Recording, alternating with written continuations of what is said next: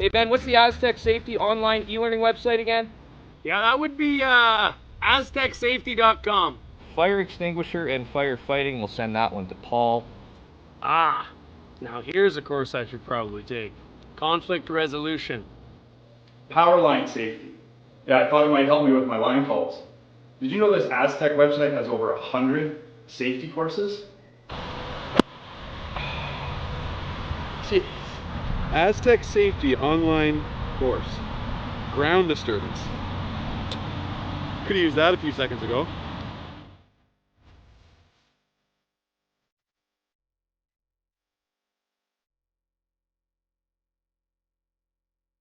Welcome to the rockshop.net, the official store for the Grand Slam of curling. Whether you're looking for the best hats, stylish clothing, fun toys, or unique accessories, the Rock Shop has it all. Shop online anytime at therockshop.net for exclusive Grand Slam of curling gear, or come see us in person at your next event. Therockshop.net, where fans find their favorite curling gear.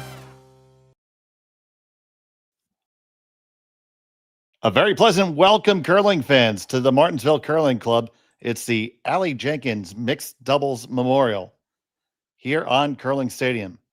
We have this matchup between Koana and Go Aoki versus Sherry Just and Kyle Cherpin. Both these teams come in at 1-1.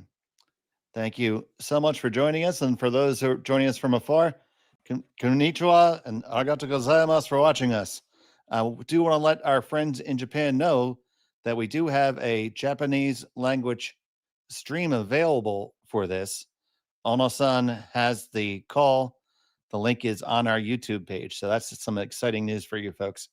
But you can stay here with us too. We like you. We love you. And speaking of guys I love, here's Marty Thompson with me. How you doing, Marty? Pretty good, Dave. How are you doing? I am super fantastic. How many games is this so far for you, this event? This is game number 7. Oh, amazing. Very good. And this is draw number 7, just so we're perfectly clear. It's perfect. Well, this is my first game, but this is obviously not my first time seeing this Japanese team. They're running in here to this last chance Olympic qualifier to try to get to the Olympics here just in a few weeks. So I'm really excited to watch them play. They won this tournament last year too. So again, a really exciting team against a bit of more of a local side here in the Saskatchewan unit with Justin Cherpin. So yeah, really excited to see this game unfold as we see Yellowstones here with the hammer to start, and some decent draw weight too. We're seeing a pretty loaded forefoot to begin here with this Saskatchewan team looking to convert. Yeah, Koana and Aoki lost their opening game in a thriller to Pere and Rios. And then they won against Simpson and Dirksen. Both these teams share a victory over them. No, actually, no, I misspoke. But they won over Simpson and Dirksen to come back. Yeah, that was a 7-6 loss against that Swiss team, and Pere and Rios, Olympic silver medalist. That was, you mentioned it was a thriller. Last shot. Well, it came wide. It's not the right tolerance, just to be a little bit wide and a little bit outside, right? If you're doubles, if you're throwing doubles, sometimes it's just key to make sure you have that tolerance, right? And sometimes those half makes are better than the half misses, so to speak, or that's a bad analogy, but worse than just obviously missing the shot outright, as we see those red stones get loaded into the middle. Looks like Koana and Aoki going after that yellow stone there on the outturn side, it looks like. Yeah, I'm trying to see if she can get some action on it.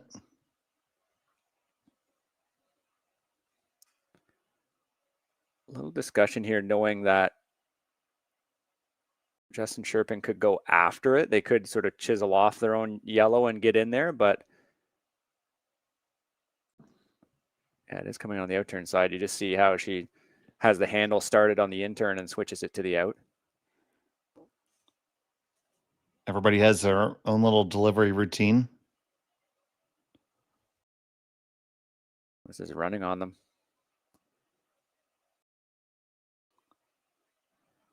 It looks like this speed might be picking up. It was a little bit stiff in the morning.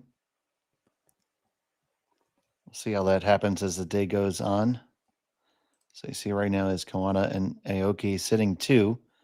Cherpin looking at that little slash there, Marty.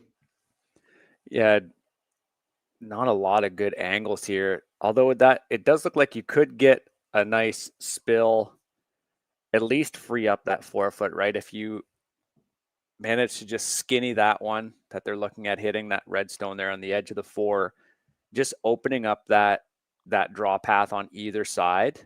You know, if you manage to clear it, you're probably not going to get that one at the very back of the 4-foot, or sorry, the back of the button. But at least it would give you an opportunity to try to access the pin on the next draw here.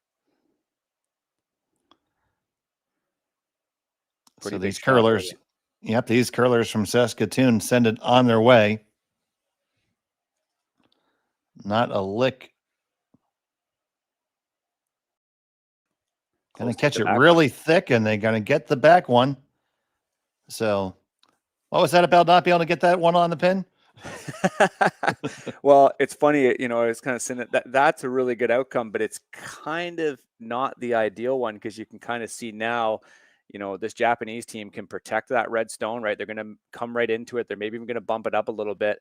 And suddenly you only have that draw on that out turn side. So I think they would have wanted to maybe try to get at least spill that top one and then get some movement on the one at the back, just so that the draw would be available on both sides. Because, you know, right now, this Japanese team, if they make this really good, they can even cross over a bit. They can make that draw really hard. You know, there's options for them to really protect both sides of the sheet here and really put some pressure on the Saskatoon team. They do come in as one of the top ranked teams in the world. Number 4 going into this tournament. Yeah, Koana's draw weight is usually just about perfect. Real strength for this team. This one, just as we said, that is running. Curse the commentator. Again, you talk about tolerance, right? That's just not quite the way. If you ended up light and you ended up actually guarding that one, it's pretty good because you'd have this Saskatchewan team coming in on the other side. But now there's a chance to access both reds.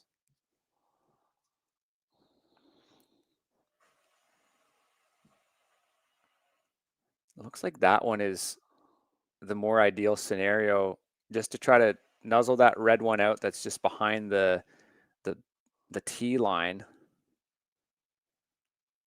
Mostly because it just gives this Japanese team a little less to shoot at. I think if you end up trying to get a little greedy and try to shovel off that red above the tee, you know, you might end up with an awkward angle that they could attack. But at least in this situation, you could get something right on the pin, make it hard to remove going into the final 2 stones at the end. So here's the last from Kyle.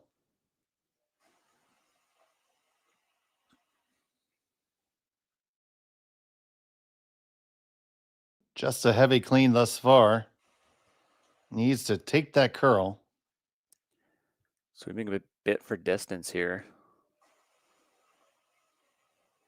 Just a couple little licks to try to walk it in.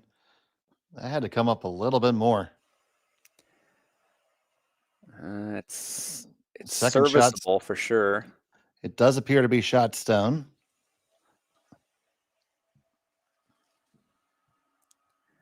Yeah, there's a couple options here, though. Just with seeing how much it's curling, Dave, you've seen more games here. Should be able to get to the inside yellow, but obviously they'd be able to come off their red too if they wanted to be really greedy like that. But should have enough curl to get to the inside pretty comfortably, right? Oh, yeah, both shots are definitely available. Because even you get really, really thin. Yeah, right there, basically where the broom is there. you could shovel them off and maybe even be sitting 2.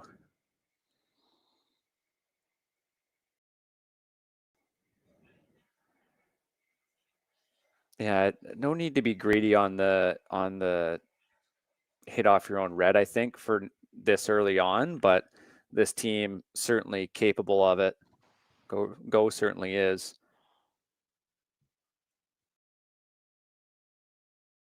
Or maybe that's what they're doing.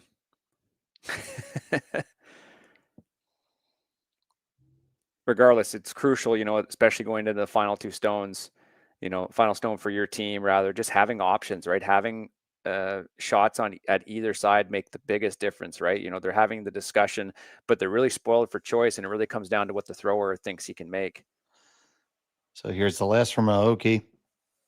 He takes over the sweep. Yeah, just dropping back to call line here.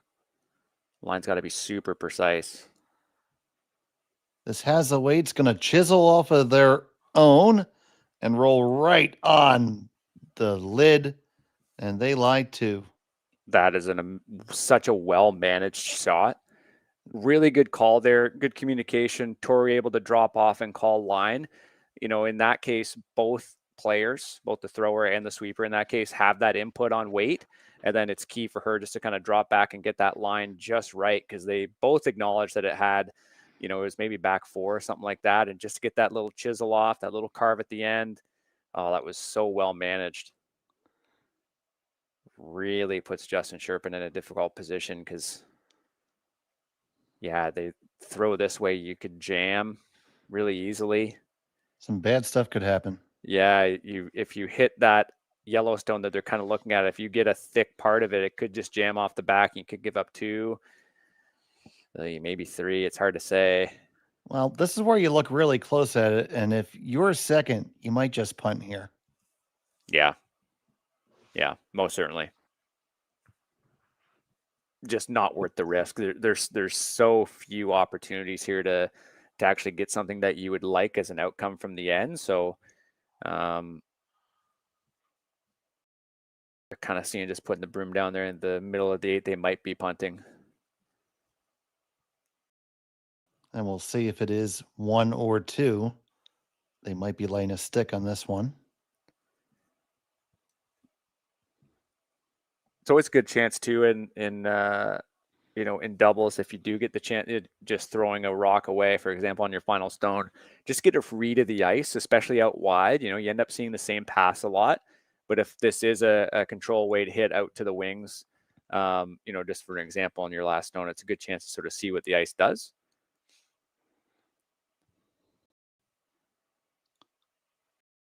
Final stone of the first. They are making a play into the house. Try to just slash that yellow one in. Oh, Can't this hit it too is thick. Dangerous, dangerous, dangerous. Did they give up an extra point? I think they may have. It's 1 red for sure. Close for a second. And it is just 1 red. So they cut it down to a steal of 1. We'll be back from Martensville after this on Curling Stadium. Hey, Ben, what's the Aztec Safety online e-learning website again? Yeah, that would be aztecsafety.com. Fire extinguisher and firefighting, we'll send that one to Paul. Ah, now here's a course I should probably take. Conflict resolution. Power line safety. Yeah, I thought it might help me with my line calls. Did you know this Aztec website has over 100 safety courses? Jeez. Aztec Safety online course. Ground disturbance. Could have used that a few seconds ago.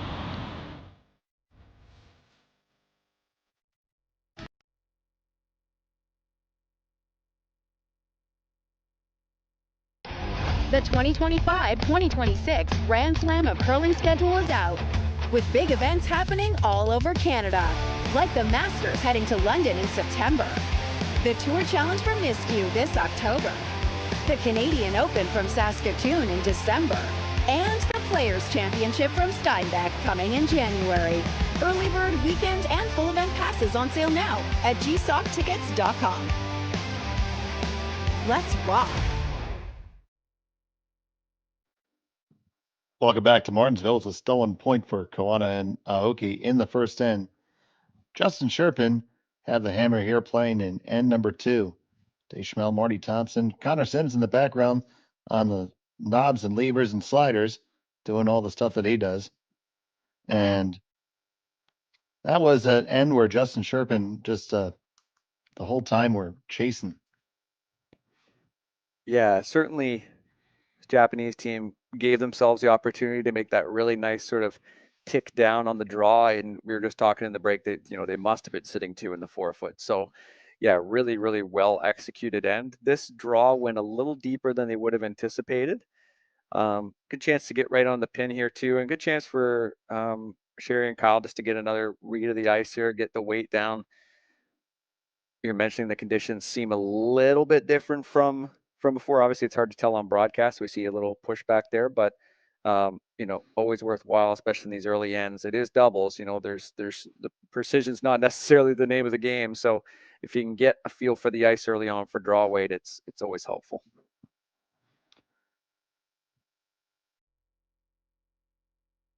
Yeah, we saw a little bit extra curl in the first draw today than we did earlier, and talking to the club manager and chief ice maker James Gordon, he said it was just a little bit colder outside in Martensville, and that just a bit of a temperature change affected the swing. But the ice has been performing beautifully. We haven't seen anything weird or wonky at all thus far this weekend. Yeah, and it is midday in Martensville right now, so be a little bit warmer than it was in the morning draw. Oh, this is hanging. Might come back a little bit. Needs to put its blinker on. Out of blinker fluid. Yeah, just not quite the miss you wanted.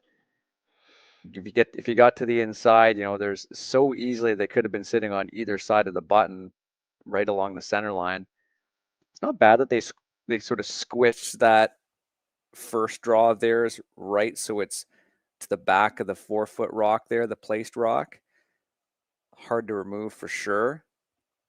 Of course, if you don't have the hammer, you're really focused on keeping that scoring area small. So it certainly is quite small here for Justin Cherpin as they try to attack that red stone that was just thrown.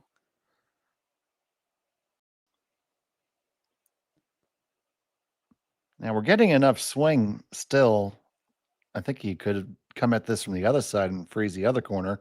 Maybe have a little bit more tolerance for error too, because you could get down into your own. Tricky path. This one is hot. Yeah, both teams are really fooled by that. So what do you think about that outcome there, unlocking the back a little bit? I don't think it's worth what the other outcomes were. So for example, now, we're just talking about both teams end up kind of sailing their draw down here. This Japanese team just wants to come right to that red rock. Well, if they do end up sailing again, and it does end up hanging, if they end up just ticking off that Yellowstone that's on the edge of the 4, suddenly they're in a line and they're hard to remove. So I guess it's good that you unlocked it, but at the same time, it allows your opponent allows them to really line them up in the 4-foot. And if they make this really good, and again, there's tolerance for it, you're in trouble. See, it is running for them. There is another one, and it seems it's really keening up, and both teams are burning up this same track. Just a little tick off the yellow is totally fine. Yeah, they're going to chisel on in, and that is a very nice outcome for them. See what I meant with that, though, with that tolerance, right? It ran. It was a little quick. It was a little straight. But again, you never want to give, especially if both teams are being fooled with a certain path and forced down a certain path. You never want to give them the chance to almost throw that same error that they threw, right? Because then the thrower can just sit there and say, great, just a little adjustment and we'll still get the same outcome, right? Absolutely. The only issue with this is this yellow is going to be exposed if they make this. And really, both of their yellows are going to be vulnerable. Yeah. So we just said what's wrong with that shot. What's the better one? I know, I know. I guess you could end up. There's got to be a pony in there someplace. I like that. I mean, it's you could at this point when you know that this team that you're playing, they're number 4 in the world. They're going to be making a lot of shots. Sometimes that means, from your perspective, just trying to keep it open a little bit. Just try to find your groove. I wouldn't mind running that red in there just for the sake of, if there's a couple ways you could miss it, right? And at least it could be exposed. Make them throw something they haven't thrown. Because again, if you do this and it is really, really good, I still think it's exposed, and you still give them a chance to lodge another red one in there. On the way from Cherpin, this is really thick on their own, and it does not get the action it required. Because even then, you dead nose it, or you come in. Yeah, there's again, and same thing with tolerance, right? If they attack this Yellowstone that they're looking at, if they overcook it and they dead nose it, it's still a really good outcome, because there's still 3 red rocks in the 4-foot above the tee line. They might end up killing that one at the back, but again, that little flop in, same thing they've been throwing, right? They've been throwing the same shot this whole end to the same tolerance. And yeah, now at this point, the other issue too is you're not really giving yourself anything else, right? It's kind of a make or break shot, because if you did try to run it or something and you did miss, you might have something at the end of this. But if they make this really nice, there might not even be a hit angle for them. You know what I mean? There might not be even anything you could start to move the reds with. Absolutely. So after we get Sean Joyce's telestrator, the next piece of equipment we're going to get is the Marty Thompson tolerance ticker. I know I use that word too much. All right. I know I'm using it too much, but this end has been pretty indicative. No, it is about tolerance or margin. Yeah, margin's a better use. Yeah, I should just be using a different word. But like, to summarize it, your opponents, in this case for Justin Cherpin, they've thrown the same shot every single time, and every single time there's been the same margin for error. So just exactly where you want to be as a doubles thrower, just knowing, hey, you know what, if I just keep kind of throwing the same thing, it's probably going to work out. You want to give them something else. So on the way from Koana,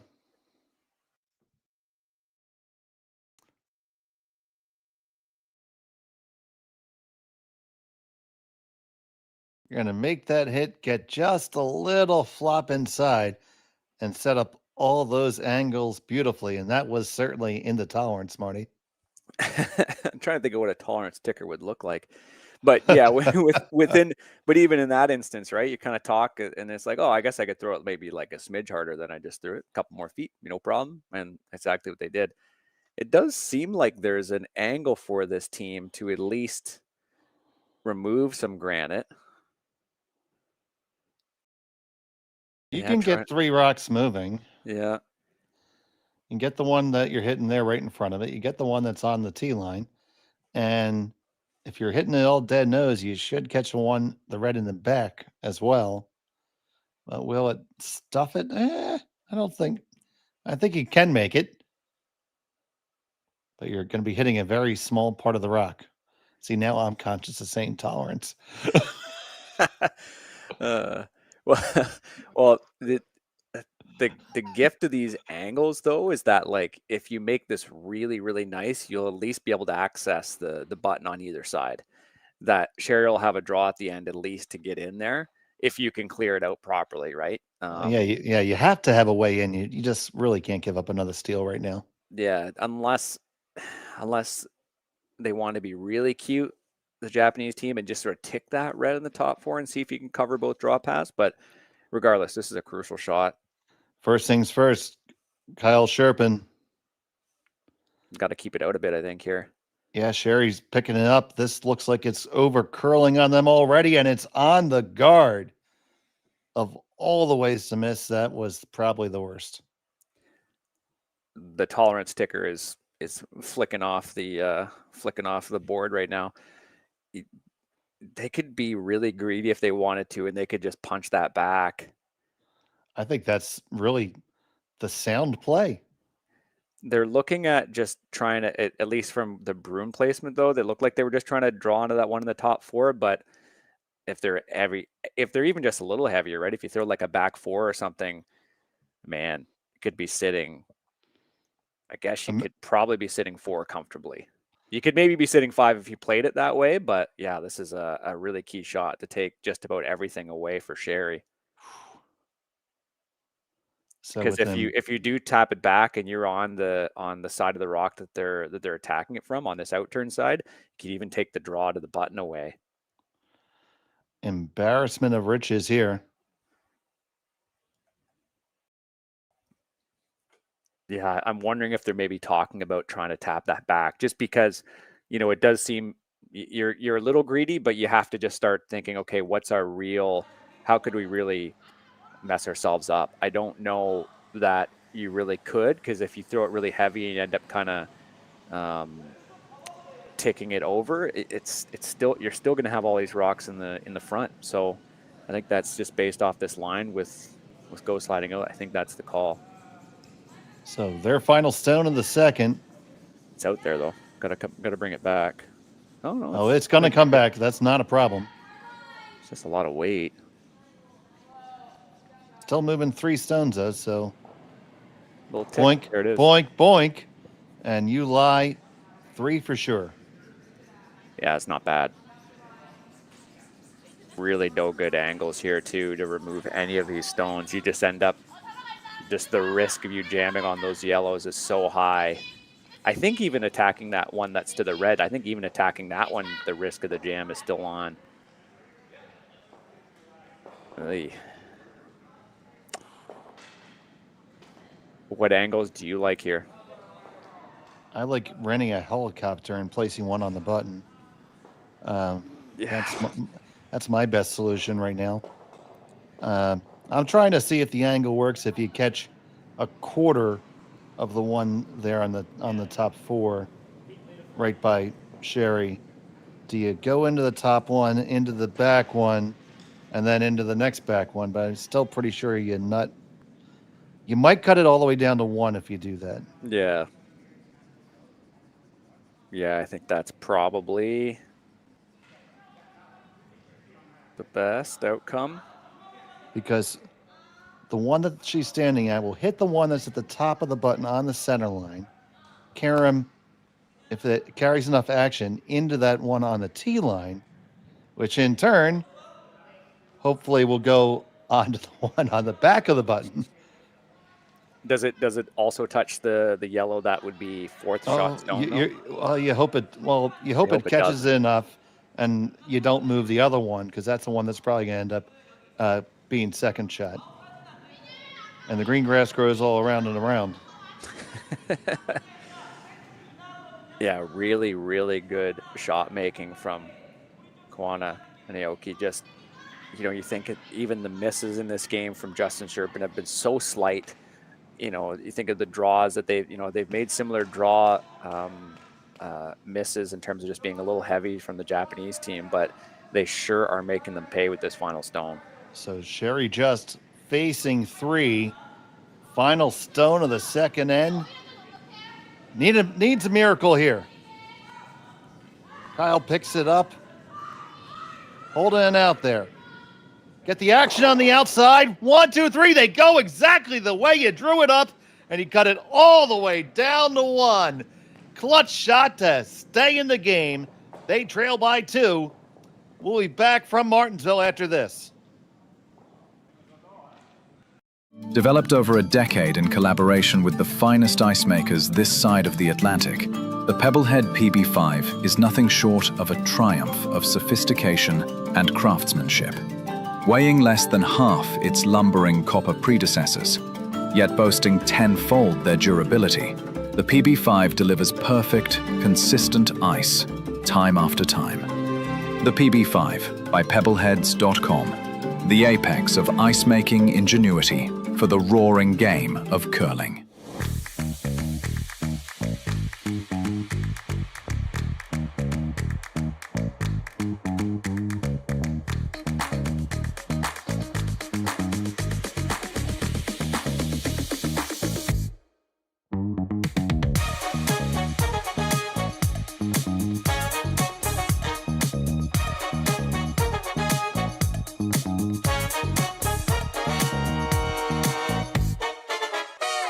For over 20 years, the Sandra Schmirler Foundation has granted more than $9 million to hospitals across Canada for life-saving equipment for premature and critically ill babies. In the past 4 years alone, $4 million has been granted thanks to the curling community's incredible generosity. The need continues year-round, and with your help, we can ensure every baby has the chance to grow up and become a champion, just like Sandra. And welcome back. And that was an exciting end of the second end. Marty, take us through this great shot. Yeah, that was just the kind of angle that we were looking at too, Dave, right? And was it going to work? Was it not? A really good throw. I thought right here, just being able to push that rock out right away, maybe a bit, both players probably saw that it needed to go out a little bit. Really well managed to get that angle just right. You were right. Just that perfect amount of that red stone. Yeah, that you mentioned it there too in your call, just a game saver, and it absolutely is. Like if you end up giving 2 or 3 here, the beauty of doubles is, it's really easy to play defensively, right? If you start thinking about throwing up guards, or you're thinking of throwing rocks lighter as opposed to throwing them too far, especially against a team like this, you don't want to let them take that early lead. That was just so clutch. What a shot there from Sherry. Absolutely. And that has to flip the mindset, Marty. Doubles is interesting, right? Where it's a very fluid game, and you're constantly moving. With fours, there's a lot of stationary, right? There's even a little bit more talking, right? In this, you play doubles too, Dave. You know this, the momentum you can really start to feel it and really start to see it shift. Now, that draw was a little heavy, so maybe the heart's still pounding a bit from keeping this game going. But no doubt at all. But it's just about trying to readjust, try to find your bearings, and knowing that you just made a great shot against a great team. But they're obviously going to throw that perfect top 4 draw on you, so they're not going to make it easy at all. Yeah, that has to make it has to feel like scoring 5. Yeah, it certainly does. It certainly does. But it's about feeling like, okay, you get your feet in. We're and you start talking about how you've been playing too, right? I think for these two, they really haven't been playing that bad. It's just, that this Japanese team has pulled out a couple really, really, really nice shots. So just focus on that. We've been playing good. Just focus on it. Comes down to the draw weight here too. This top 4 rock is so tricky in doubles, just making sure you can either get right to it or get right underneath it. Keep in mind, they still have the hammer. Right, and the same thing for Koana and Aoki. They have to feel tremendous about the way they're playing, and they have the experience, have been through this, but just don't let that deflate you either, because you almost feel insane. What do I got to do? Yeah, exactly. Yeah, doubles can feel like that too, for sure. Now this is interesting because we have a wall of rocks behind the tee line here, so lots of catchers here. It's hard to tell if this was exactly intentional here from this Saskatchewan team, just trying to maybe punch out, just knowing how much the rocks curl, just trying to punch out, the red rocks so they're in one half and then potentially leave yourself a hit. Because even, we saw that perfect top 4 draw. Some places, top 4 is impossible to get to, but certainly not in Martensville. So really no rocks are safe. I think they're thinking about pushing that out just with the idea of potentially activating those yellow stones. And certainly giving this Japanese team a thought, do we start to get rid of these, or do you just try to make the same top 4 draw again? I like the draw only because they can only do that so many times, and especially if you put that rock back exactly where it was, or even a little bit deeper, with where that red stone is that they tapped up, it's going to be harder to remove. I like the draw all day here. I mean, alternatively, you could kill all 3 yellows right now with 1. I think right in the crotch there, you get them all. Yeah. That's a good point. Tough for those rocks to score if they're in the barn. Yeah, you just see how active these rocks are as well. I think they're seeing that 2-for-1 where, I think Go was pointing, if you ever make this hit, boing, boing, and then you could bounce back up and end up back out towards the pin. It's tough to say. That's got to be pretty precise to get it there, but good discussion from this team. 2025 Asian Winter Games gold medalists. As we mentioned, they'll be representing Japan at the 2025 Olympic qualification event in Koana here in a couple weeks. One of the top ranked teams there will be expected to proceed towards the Olympic Games.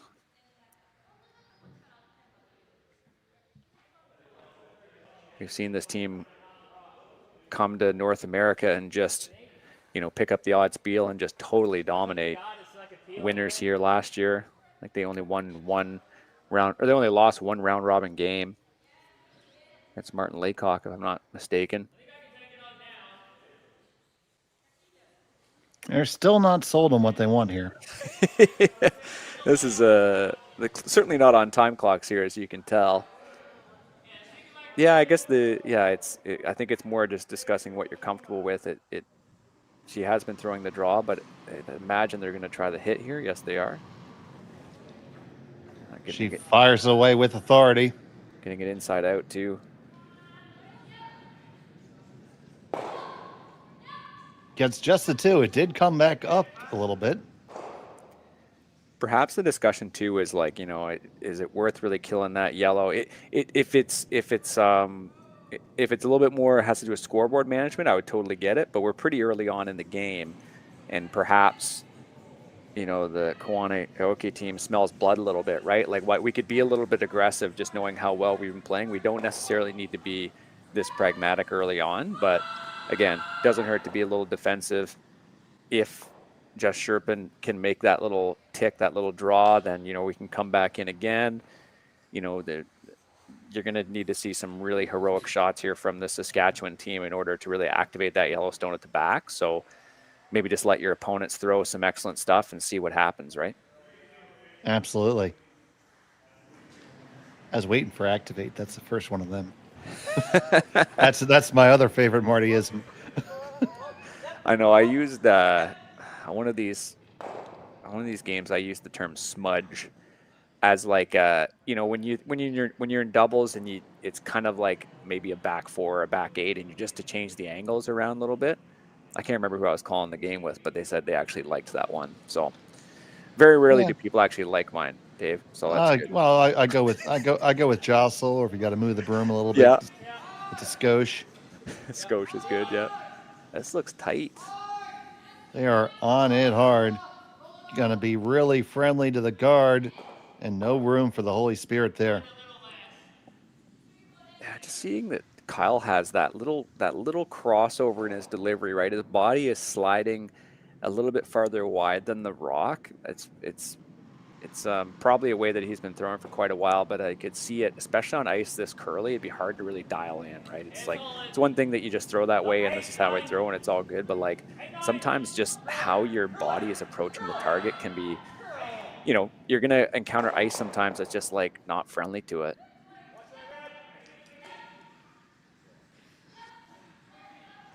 Yeah, this is certainly not the miss you want. Again, red sitting 3. And a chance to take away both sides here pretty easily, I think. So, Koana and Aoki keep on with the pressure. Tori's last to the end. Go picks this one up pretty quick. Now just that heavy power clean. Let it grab the curl. Yeah. Now ride it home. Past the guard, no problem. That's the line that you want it. Look at that lateral movement there. That's really nice. I think you got a draw and only draw right now. Yeah. It's a good tolerance miss. I'd imagine. Sorry, I say tolerance again. It's okay. Don't worry about it. I'll start my own ticker. I'd imagine Tori, after throwing that big weight, was like, okay, let's just try to like dial it back a little bit, knowing that if you threw it through a guard like this, you know, let's invite this team to throw a perfect draw because we know how much it's going to curl. We can even punch it out. So that was just a good result because it gets rid of this little hit and roll, right? It protects that red rock. That's first shot stone. I'm going to start the ticker at 16. No, I'll call my own foul. Make it 25. Okay. this is really going to come over. Looks like it's heavy though, eh? It's gonna grind here at the end. It's gonna be just back button. I think it's gonna hold on for shot. Oh no, it slides just by.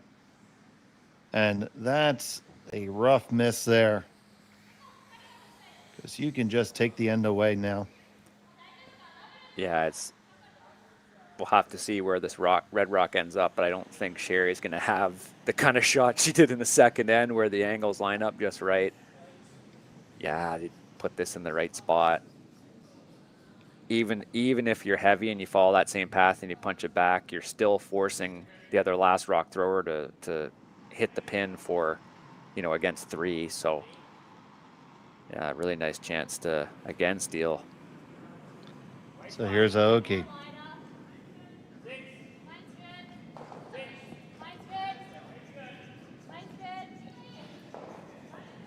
Keep in mind there, Tori's is really the first time we've seen a team actually be light on a draw.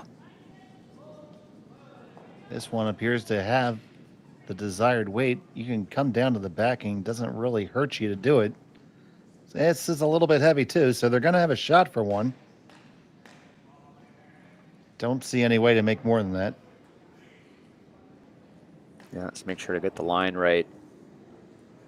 And as I just mentioned there, like, even that last shot from Go was a little heavy. So certainly a storyline of this game is teams overthrowing their draws a little bit. And in this case, just seeing that view from the hack there, the left pane, we know how weight sensitive this ice has been. So you just got to really make sure you dial it in, leave it to your sweepers, or sweeper in this instance. Yeah, because you need to make sure you get to the inside. You can be heavy if you're on the inside, but not on the outside. The outside, it depends on what kind of weight, but you could end up giving them 3 points. So really clutch shot again here from Sherry. Final stone of end number 3. Facing 2. Needs the pin. Kyle Cherpin just escorting it down. It's taken the line. The curl looks good. The line looks good. Got to get past the top one.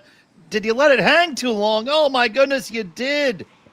And it's a steal of 2. And after 3, it's a 4-0 lead for Koana and Aoki. We'll be back from Martensville after this on Curling Stadium. Hey, Ben, what's the Aztec Safety online e-learning website again? Yeah, that would be aztecsafety.com. Fire extinguisher and firefighting, we'll send that one to Paul. Ah, now here's a course I should probably take. Conflict resolution. Power line safety. Yeah, I thought it might help me with my line calls. Did you know this Aztec website has over 100 safety courses? Jeez. Aztec Safety online course. Ground disturbance. Could have used that a few seconds ago.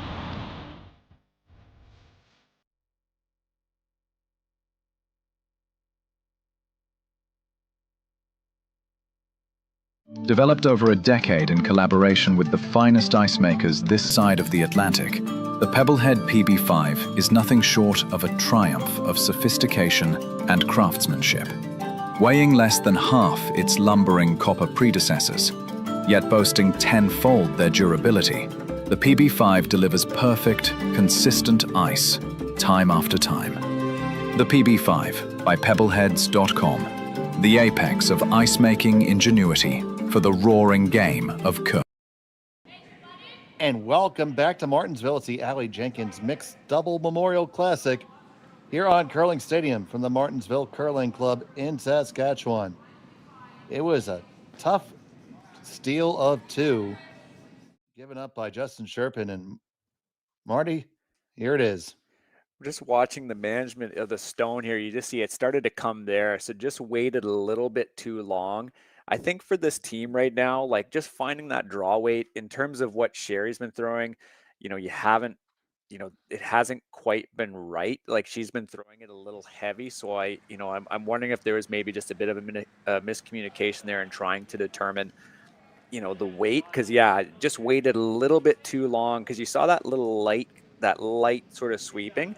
I think if he puts a couple strokes on it, honestly, or if he starts like a second earlier, I think you're in good shape.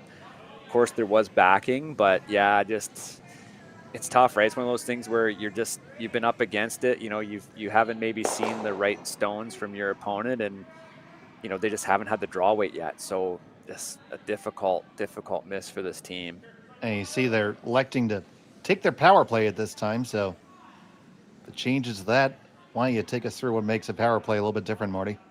Well, you're moving those play stones out to the wings. So you have this Japanese team who the red stone was exactly where that yellow one was. They did a good job of putting that guard back up. But you're allowed to sort of tick your guard off of that place. So they ticked the guard, so it's now in the back of the house, and the stone that they threw is out to the wing. So Justin Cherpin looking to try to score and try to really use this yellow, right? Just to keep it just a little bit straight. You know, you just know how powerful of a sweeper he is. That was just a really well managed dome from that team. There's still there's still a bit of a hiding place here for Justin Cherpin. I'd like for them to try to come around that yellow. Yeah, they're going to come inside out, come around the yellow, and try to be shot stone touching the 8-foot rings. And at least if you're high enough, you know, if Koana and Aoki go after it, they're just going to punch it back into their own reds. Ooh, this took off though.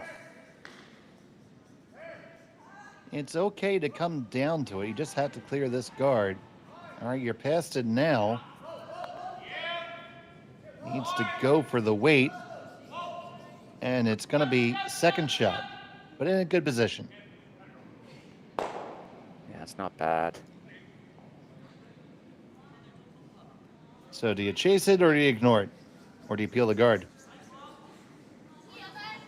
Yeah, 2 shots left for both teams. They're looking at that peel or the run.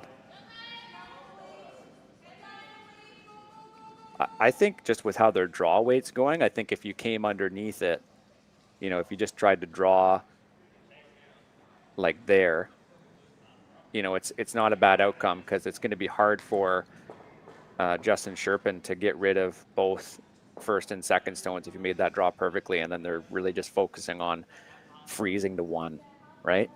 That said, it does look like you can get it inside out on the other side if you wanted to punch that yellow out. I'd imagine that's what they just agreed upon, because just with how they sort of swung the brooms around, just kind of punch that yellow stone all the way through the rings. Now this is going to be going through undiscovered country. That's the thing. Yeah, and again, it's like you're forcing a team to suddenly throw, you know, hack or back line or something way out past, you know, right into the 12-foot. And of course, the later, you know, depending on your ice conditions, the later you get on in the game, you know, it might be a little frosty, right? I think the conditions here are pretty consistent, and this team's pretty good. Just got to manage past that guard, and then I think you'll be all set. So got to get around this wide guard. Get around it. No, you're going to tick it. And does it spill into the rings? No, it doesn't, but there we go. We were talking about that undiscovered country. Yeah, just having to hit a path that curled a lot more than they anticipated. Now a bit of go time here from Justin Cherpin. If they could just hit that one and stick, and then force the Japanese team to try to play something. The key with this yellow actually sort of coming in towards the middle is that, you know, it depends how greedy the Japanese team wants to be. If they ever hit and rolled or something, or they managed to get a rock into the 4-foot, you know, that yellow could be run in. So just something to keep in mind. I would be thinking, I think you have to hit this red one, but then hope that there's something maybe for 2 or potentially 3. Most likely 2 at the end. I think they're just trying to think. Too. Oh, sorry. I was just going to say, I think they're just trying to see how aggressive they can be. Is there anything else to be more aggressive and score more than 2? But I really don't think there is. Do you see anything? I mean, other than drawing top 4 and hoping that you can kill the other one later. Yeah, that's. But then there's a chance if you put it top 4, they just they hit that yellow. But then they hit the open one, and it's 2 anyway. I think the greediest thing you could do is try to like, yeah, maybe not. Yeah, I don't know if there's, you could try to like hit off that yellow. And this is a harebrained idea, but just trying to like, I just don't think there's anything else, but you could try to almost like do a little ricochet where you hit off that yellow and have both your shooter and that yellow roll in, but that doesn't really get you anything. So I think you just have to hit this one. They gave center lines. They're not going to throw a ton away just to make sure they can manage it and then force the Japanese team to try to do some sort of cross-house double. And if they don't, they score 2. I think even though you want to do better than 2 with your power play, just got to get a deuce on the board for sure. Yeah, it's a shame. They just got a really juicy miss, and they kind of went, they got all excited, went to the house, and they looked around, and it's like, oh, crap, we don't really have anything to really take advantage of it.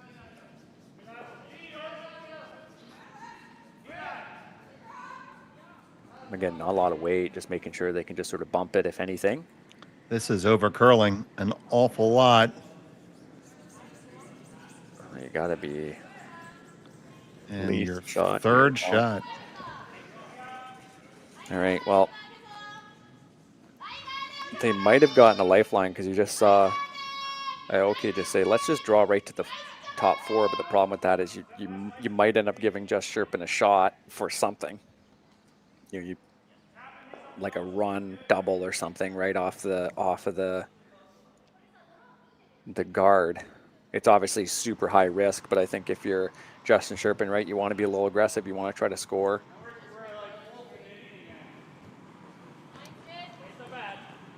I think I'm still in the bucket of kill a Yellowstone, lie to.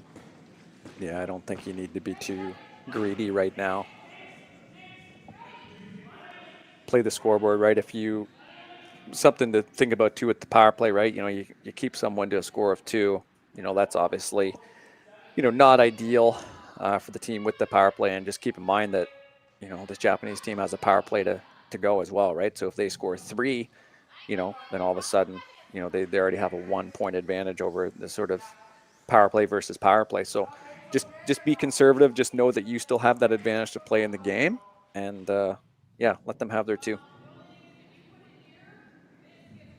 I do like a team that, you know, is exceptionally greedy when they're playing well. You know, I think that's where, you know, the teams in mixed doubles can be really successful. But I think just with the scoreboard, I just don't think it's the time. All right. On the straight hit, you got it. Roll in. Did you get second shot out of that? Well, that's really close. Might not have. I think you did. Wow. Which makes that even that much better.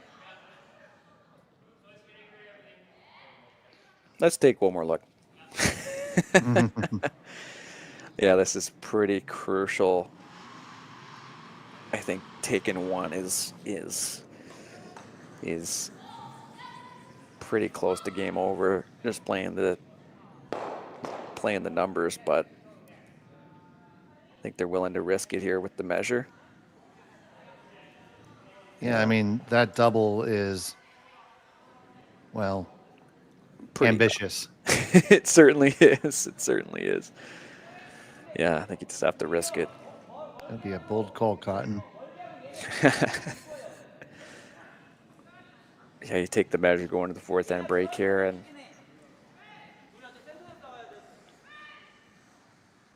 have a quick chat, reassess, right? Yep.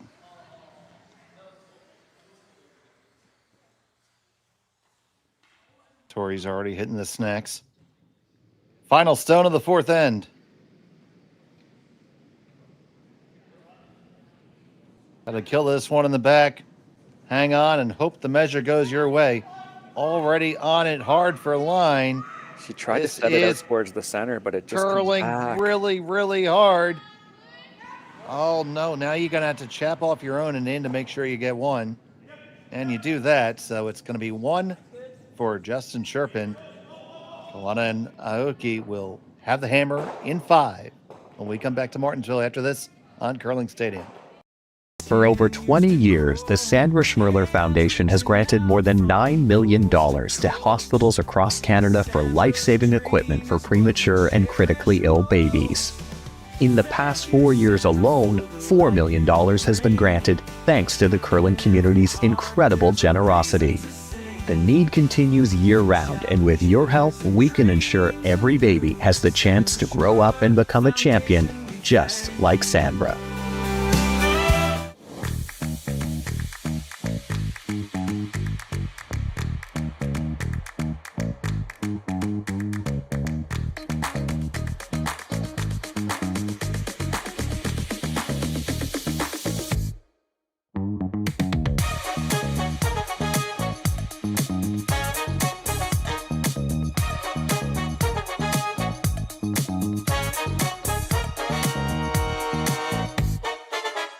Welcome to the RockShop.net, the official store for the Grand Slam of curling. Whether you're looking for the best hats, stylish clothing, fun toys, or unique accessories, the Rock Shop has it all.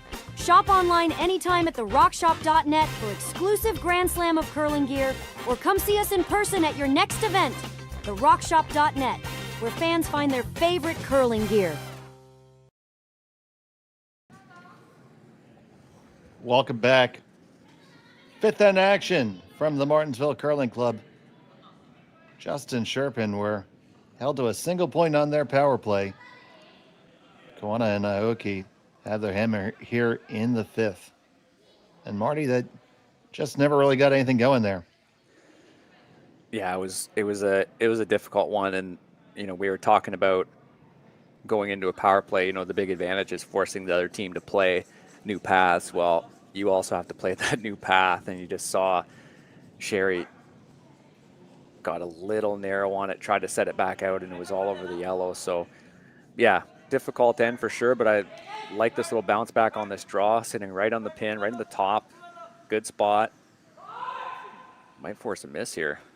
Oh, just got by the card. They did just get by it. Push it back, get another fine shot. So let's take this opportunity to take a look around the rings if we can. Over on sheet one, we have Gill and Hewitt holding a 6-2 lead over Kim and Jung. You see that game now playing end number 5. Gill and Hewitt, another team going to the Olympic last chance qualifier here coming up. Yep, they are the number 1 ranked team in the world.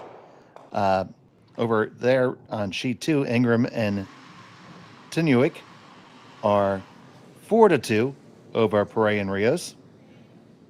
And of course, we have our featured game.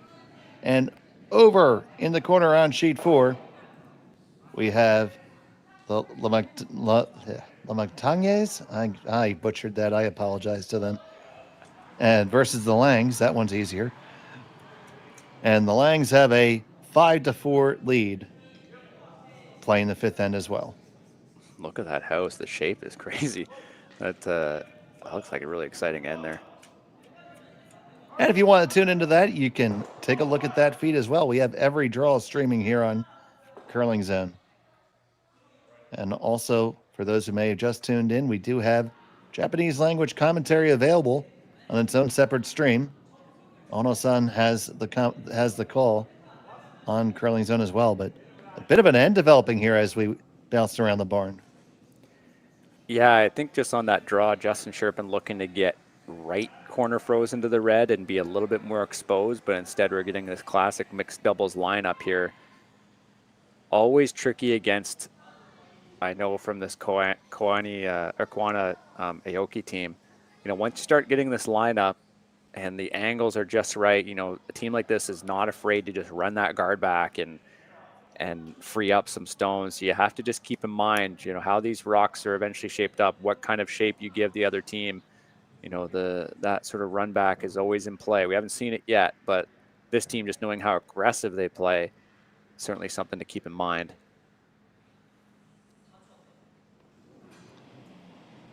Speak of the devil. So here comes Tori. Bringing the heat, and it's just going to be a street peel. I think they're trying to run it just like that. Yep, perfect. So it just shows again like that precision is there. And the key with that shot too, right, is you make it great. Oh, that's really good outcome. And now that red rock is sitting there. You're running your own in. And if you're in that position from Justin Cherpin's perspective, there's just so fewer places to hide, right? You could put a yellow rock in there, and again, unless you're absolutely perfect corner frozen, and unless it's completely immovable or corner frozen or right to the nose, suddenly this team just proved they could do it, and now they're going to be running their own rock in. So the corner freeze the call again, Marty? Yeah, I think so. I think they'd like to try to get right to try to get to the nose, try to make the Yellowstone that they're just throwing immovable. You'd almost want to line it up in such a way where if they did try to make the same shot, they run red, they run that red in the top 4 into the yellow and potentially jam at the back. So the thing with the corner freeze too is if they do make that same shot and they rip it out, or of course the alternative here is the guard, which I'm not sure if that was the call, but it's a good miss, forcing this team to double peel probably, or that.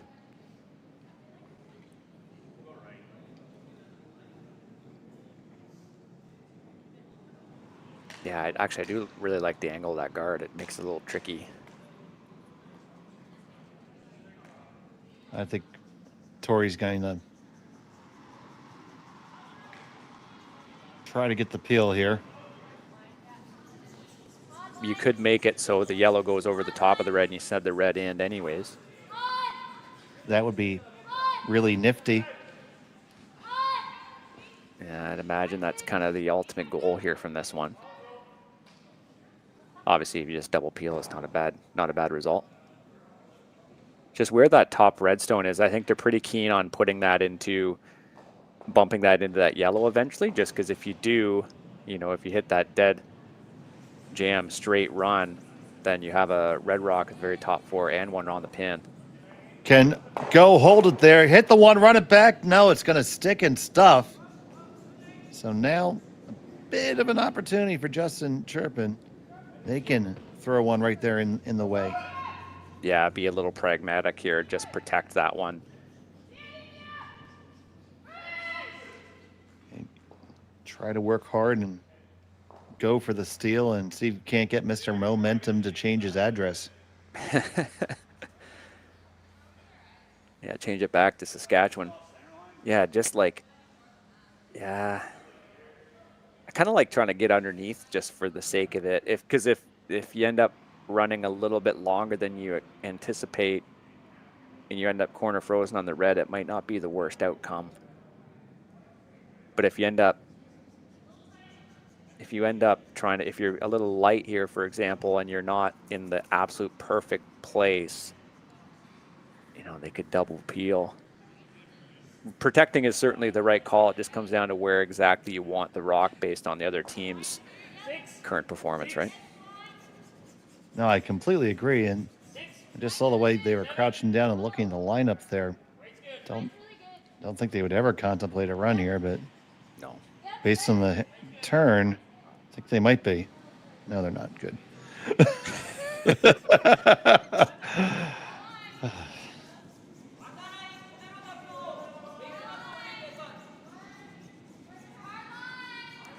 Coming on this side too.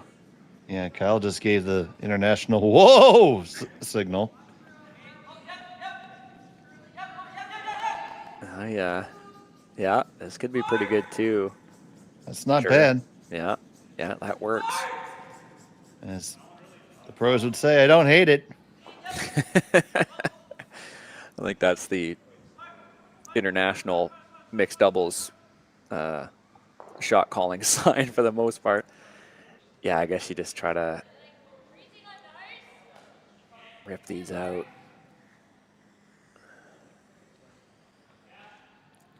I once called a shot instead of hearing I don't hate it. My third replied, I like practically anything other than that. Including hogging the stone. You know what? Appreciate the honesty. Yeah. You know what? Yeah. I called the shot anyway.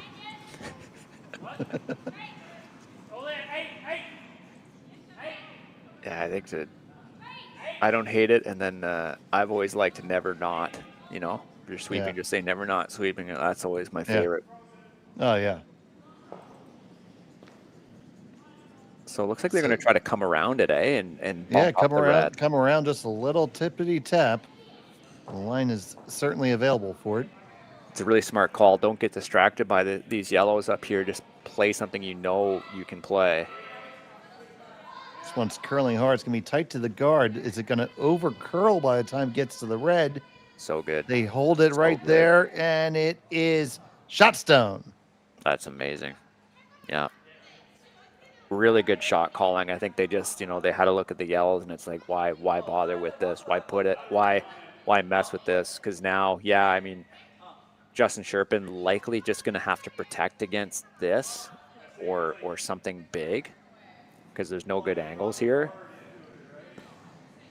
Yeah, because with their last stone, I mean, if if you get get very lonely in there. If you can ever force them, that's great. Yeah, I think they're just gonna have to throw something up. I think if you do put a guard in a good place, like a 3 guard or a 2 guard on the, you know, on the intern side, I think it's a pretty good outcome, right? Because they won't have a whole lot. Like, Go won't have anything too appetizing to throw.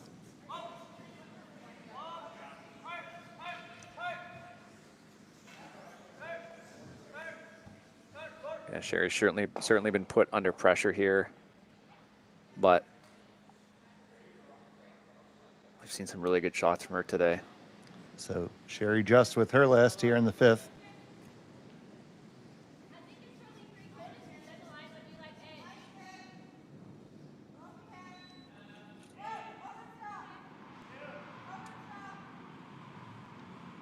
This one just needs to grind in.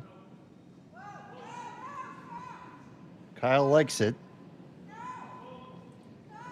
A little bump would be great. Yeah, that works. Really good spot. So I'd imagine they're seeing this, like running that red guard. Is that what they're seeing? Probably. Yeah, I mean, if you, I don't see a downside. Yeah, there really isn't. Thankfully, you know, if there was, I don't think they'd be trying it.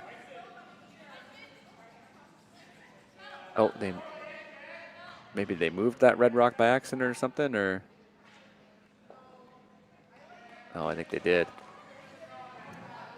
A little bit harder now, just changing that angle outside a bit, or maybe easier. Yeah, I think you just have to run that one right onto the one on the lid, right? See if you can score 3, I guess, 4 maybe. Absolutely. So, gonna run this stone in. Oh, probably from someplace in Calgary.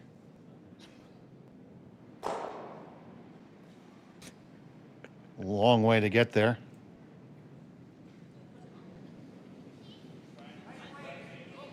Go Aoki, final stone of end number 5. They sit 1. Looking to run this an absolute mile in. Need some width here. It's close. You hit it? Is it? No, it's going to hit the top one first. And it's going to just be a single point for Koana and Aoki. Justin Cherpin have the hammer in 6 when we return to Martensville after this. Hey, Ben, what's the Aztec Safety online e-learning website again? Yeah, that would be aztecsafety.com. Fire extinguisher and firefighting, we'll send that one to Paul. Ah, now here's a course I should probably take. Conflict resolution. Power line safety. Yeah, I thought it might help me with my line calls. Did you know this Aztec website has over 100 safety courses? Jeez. Aztec Safety online course. Ground disturbance. Could have used that a few seconds ago.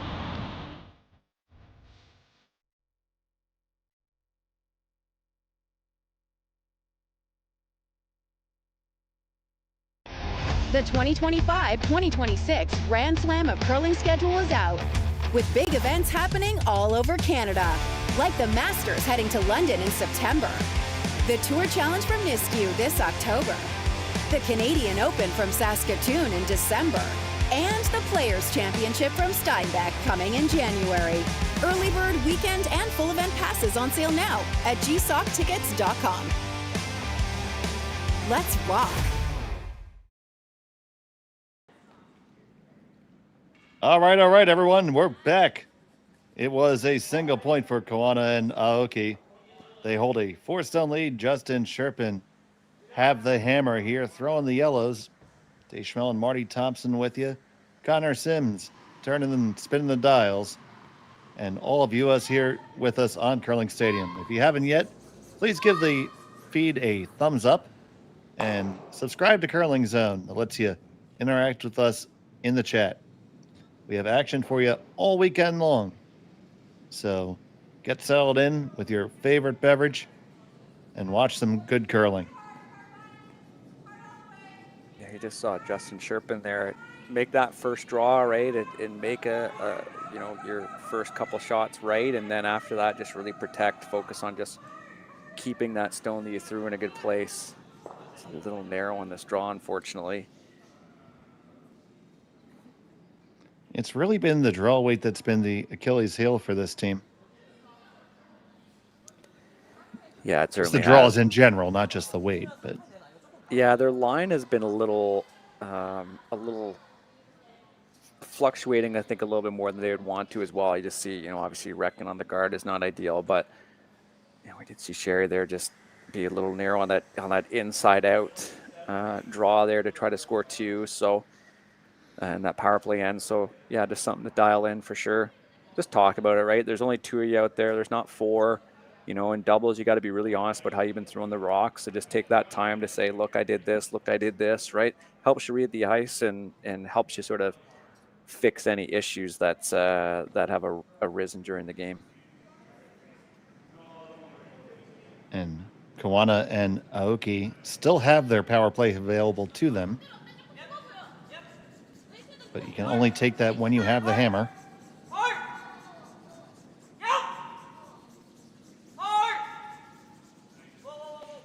Taking this really wide path to beat this guard. Make sure it comes back, and it will. They got it there. And it gets there. Such a nice draw, edge. That is edge to edge. Locked on with an acetylene torch. Keep in mind too, that's a new draw path. That's you know, the ice is certainly consistent here, but just really making sure they had that right. A little bit of a discussion probably online, right? Taking a new spot, and that is just about perfect. Be hard pressed to not have that red stone that Tori just threw end up scoring in this end.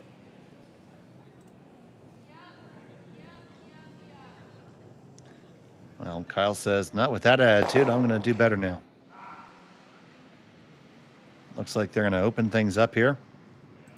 I think if they try to, they're going to try to run that yellow. Mm-hmm. If you peel it, it's okay. And getting a bit of the double peel, they will. Move theirs out of the way enough for now. Leaves it there, they can use it later.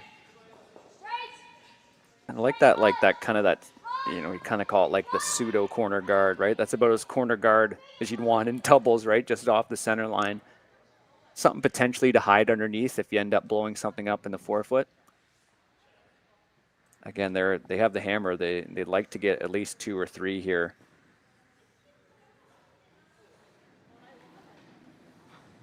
Just to make sure you can continue to keep a foothold in the game. Once again, both these teams at 1-1. 18 teams are playing in pools. At the conclusion of pool play today, the top 8 will advance. Tiebreakers are draw to the buttons. It's Team Martin and Laycock that appear to have the best last stone draw the last time I was able to check. And Nancy Martin, just one of the best drawers, one of that really nice, that last rock thrower, right? It's just can't beat it. Speaking of good draws, my God, took it from the other side too. Yeah, Nancy has so several precise. zeros on the LSD board so far. And for those of you who don't know, that means you are on the pin. They are not using the triangulation method here. So if the pin is covered, it's a 0.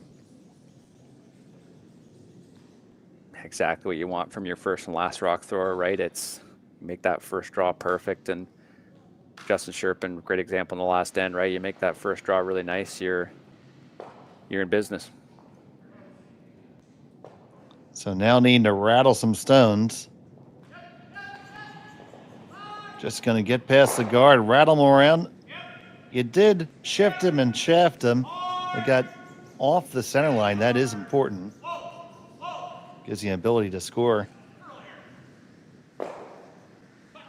But there's that 4-foot corner guard, if you will, right? They just ended up right underneath them, so there's really no removing those unless you wanted to run the yellow. Be curious to see exactly where Koana and Aoki want this rock. I'm assuming they'll try to come right to that red rock that's on the tee line and try to get a good chunk of it. Wouldn't hurt being a little light too if they end up kind of being top 8 or something and forcing Justin Cherpin to come right underneath. Then it's a short run to get rid of it. Here's the draw from Tori. This one appears to be skating just a touch.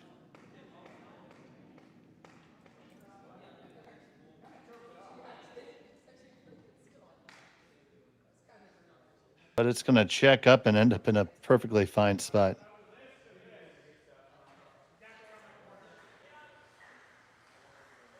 And Kyle's going to gallop down the ice to hammer it. And Sherry wants to make sure that's the best idea. Well, yeah, it's you see, okay, we want to be able to access the button, right? Perfect, let's rip it. But I think what Sherry's seeing is like, what if we play something a little softer, just so that we create a little red wall at the back, and that we don't lose that. If you kill it, even if you dead nose it, you get rid of all 3 or whatever, that's fine. But then that yellow rock is exposed. What if you could just push it back in such a way that you could end up maybe having something else after? I'd assume that's what they're looking at. Or what's the best angle too? Could you is there another option just from blasting it essentially? Yeah, I like that little wave that Sherry gave Kyle, like, get back here, Tiger. Yeah, I know you've been dying to throw peel, but we could maybe try to score some points here if you play this right. Whoa there, doggy. Yeah, I guess there's a way that if they hit that one on the nose in such a way with not a lot of weight, maybe it kind of spills. It kicks that one out on the side of the button, but maybe it kind of spills down to the back of the forefoot, and suddenly, you're forcing the other team to throw something pretty nice to get rid of something. Yeah, or even just like down weight with the nose, and the stone you come into contact, right, like you said, spills to the back 4. Your shooter stays right there, and then you're gonna open up. Probably the full button area will be open, and there's a good chance that Koana Aoki just guard it. Yeah, right. But then you still have this yellow run. Then you have the run. Yeah, right. yeah. There's shots, right? That's your way in. Even if you have a red one out to the wings, there's potential. There's a lot of stuff to play with on your last. It's just trying to set it up in such a way. And Sherry too, right? It like a good first and last thrower. It's like, get back here because I want to have something to throw, right? Like we need to think about my shot here too. And what am I comfortable throwing, right? Like all these things are considerations when there's the two of you trying to come up with, the game plan for those last 2 stones at the end. Well, taking some time because this is definitely important. I like throwing something that's a little down weight, just making sure you push off, like you push that rock that's on the edge of the button, that you push it out, and then you just have that one at the top of the button go anywhere to the back 4. Right, just make the team throw something, right, and make them throw something. Keeps your chance for 2 alive. yeah, I mean, at a certain point, if you're playing a team that is just playing so well, sometimes you need to think, okay, how can we force a miss out of them, right? How can we make it difficult for them? It might not make the most sense strategically for us on paper, but it's like, how can we at least force a miss to generate some offense for us? So Kyle Cherpin throwing this at like control weight. Yeah, a little bit more weight there. Tight to the guard, passed it without a problem. They move it around and they make the triple. 1, 2, 3, go away. Triple takeout. Kyle Cherpin. Really nice shot. It's just a shame that, for this Japanese team, it's a little easy hit and roll to sit in the forefoot and force Sherry to a tough draw for one. But yeah, that was a really nice shot. Really nice sweep there too from Sherry to keep that online. Yeah, going back to our conversation there, and I don't really see what the downside would have been to being more aggressive there. Because you take the single point here, you're down 5-2. Likely you're going to be playing against the power play next end. Well, and you made a good point too, right? They've got the power play. They can, they can still force you to likely give up a couple at least. So, yeah, you need to make up that advantage now. But hit or draw to the forefoot and take your one and continue on with this game, I suppose.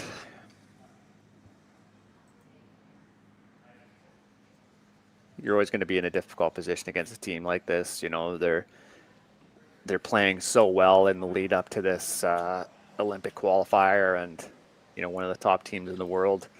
Sometimes you just got to have a little bit of fun and try stuff like that, right? Just be a little aggressive, but at the same time, we all like throwing a triple takeout. So.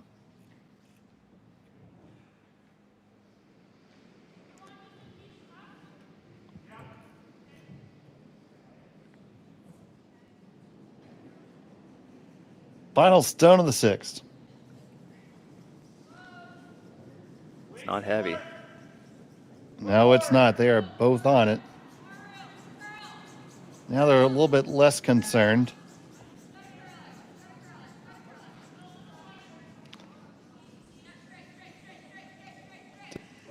Did they overcook it? Nope. Single point is on the board. They trail by 3. We'll be back from Martensville after this. Developed over a decade in collaboration with the finest ice makers this side of the Atlantic, the Pebblehead PB5 is nothing short of a triumph of sophistication and craftsmanship.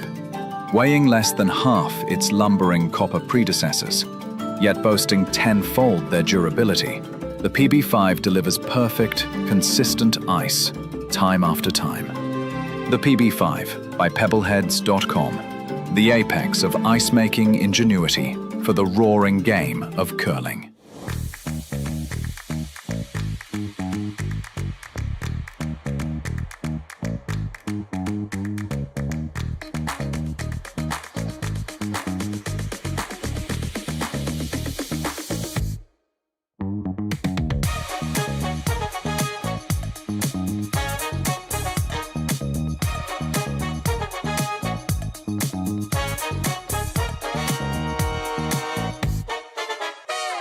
For over 20 years, the Sandra Schmirler Foundation has granted more than $9 million to hospitals across Canada for life-saving equipment for premature and critically ill babies. In the past 4 years alone, $4 million has been granted thanks to the curling community's incredible generosity.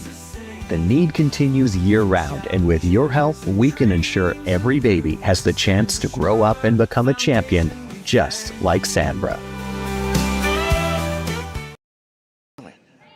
And welcome back. It was a single point for Sherry Justin, Kyle Cherpin. And that means hammer for Koana and Aoki, and they are on the power play. Yeah, it's from this aspect, from Koana and Aoki, it's always easiest to play the power play. And if you're new to mixed doubles, you play at a club level and you're kind of scared of playing it, play it when you're up in a game. Because it's a lot easier to manage in a more of a defensive situation. And from Justin Cherpin's perspective, they need to throw up that center guard in order to try to generate offense, right? Because they need something to come in behind. They need to focus playing towards the middle. All null and void though when he makes such a nice tick. That was such a great shot there from Tori. Again, just clearing up the middle.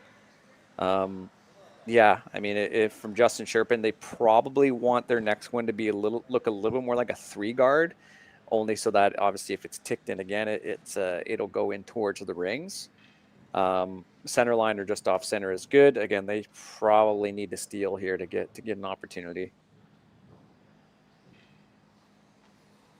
And it's so tough to steal against the power play because everything is opened up. So you're just throwing a guard here? Yeah, you just have to, again, just keep that play focused to the middle. Again, I think a 3 guard, like a guard that's tight to the rings is good. If they try the tick, it rolls into the rings, but also you have a nice short run. You know, if they manage to put a rock, let's say on the button, you could at least run it back in. Yeah, that's really your only play when you're down like this in a power play situation. Yeah, I think you want it deep. But this must have been intentional from this team to throw them high. It's interesting. I guess you need to perhaps I'm not saying the rationale is wrong. Perhaps they see this Japanese team as being such good hitters that maybe they want to keep them high, right? So if they, you know, for example, if there ever was a run back or something. But yeah, I don't know. It's you know, my instinct would always just be to go in and just kind of see what happens. But again, when you have a team this talented, perhaps it changes your playbook a little bit.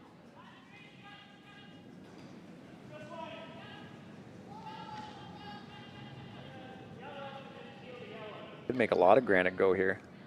Yep, going to try to catch it on the way by. They end up killing the corner guard, replacing it with their own. So that's always helpful to have your own stone. Super good. Great shot. Yes. So now we're just going to go try to turn it into a force route.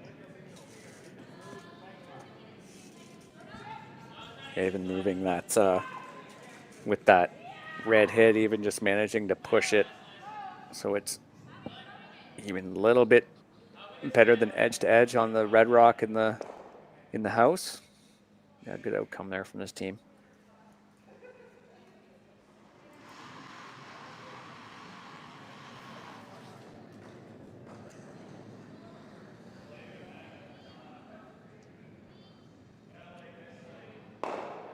And they won this last year.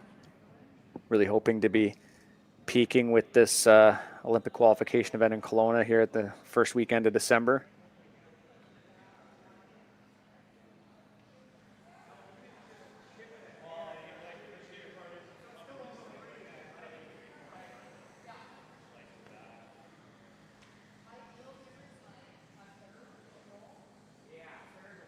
A long discussion here. I'm assuming they're trying to get the line right for how they're going to draw in behind. Yeah. You're kind of talking about which hack to take or where along the center line. They have been fooled by that throughout this game, so this line looks okay though. It's going to curl up and finish beautifully. It's a really nicely thrown stone. Perfect little bump too, just to make sure that it's in position. They should be able to get to the inside of it, but at the very least you hack weight, force them to throw something that's a little precise. Always love the placement of these shots too if you're yellow, because if they ever get a nose, you know, that yellow stone ends up kind of spilling out into the back of the house and into the 8-foot rings, and those shots really come into play in a power play when it comes down to final stone, right? If you're looking to split the rings or what have you.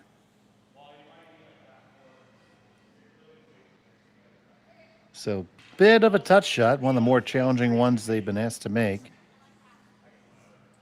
And I think they see too, if you just tick the guard, that's okay. You know, it's if you end up hitting that red, making sure that yellow is exposed is totally fine. So go calling the line. Tori on the brush. Well managed. Past the guard. Takes it, pushes it out. Will it get all the way clear? Not quite. And that's what I was just saying about that angle where the yellow just kind of spills down to the bottom, because now you're in a position where, you know, you set up a really long double, or you can start to make things really difficult for the team that has the hammer. If you make this shot really nice, put it somewhere, you know, and forcing a long crosshouse double or something, or a nice freeze, you know, you're suddenly looking at a force. You see, Kyle suggested the hit and the roll all the way across the house. That's so tough to control. I like this corner freeze. I think that's a really good idea. I think it's the best call on the sheet.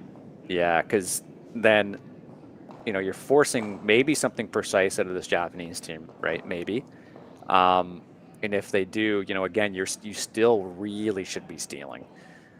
In reality, you know, you probably still need that. So, you know, forcing isn't good enough. I think you need to be in a position where there's a yellow rock that needs to be removed, or a really precise shot from this Japanese team at the very end, you know, to score 1 or 2 or 3 or 4. You know, you gotta start thinking about where can we put these yellow rocks that are tricky when it comes down to crunch time. And I think a freeze does that. While they discuss that, we have our first final score of the draw. Gill and Hewitt took 4 in the 7th to make a 11-4 victory over Kim and Jung. Over on sheet 2, Bray and Rios have a 4-stone lead, playing end number 7.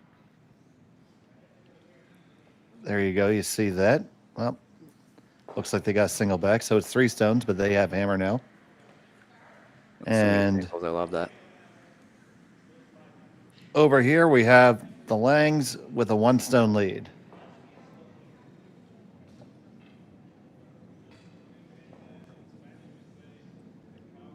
Wasn't going to try to butcher that surname again. Yeah, such a strong field here at Martensville. Obviously, a lot of teams in this part of the country getting prepped, but have 7 of the top 18 teams in the world. Amazing.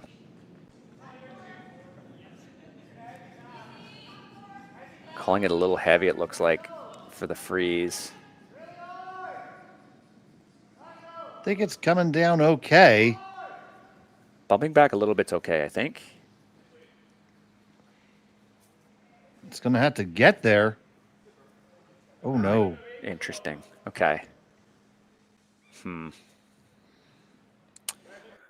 Well, not the greatest miss in the world. It's still possible for you to obviously get something underneath that and hope for, you know, if you could manage to get a yellow somewhere in between that line of stones, like a hit and roll or something, or a draw. But yeah, that's not ideal. I think the line was pretty close. Man, it's too bad. Because if you make that freeze perfectly, you know, that yellow stone is so far, I'm going to use the term advanced in the house. It's so high in the house that, you know, you start thinking about, okay, it might, if you make the perfect freeze on it and they start to remove it, it might take a shot or two before you're able to properly get it out the back of the house. But yeah.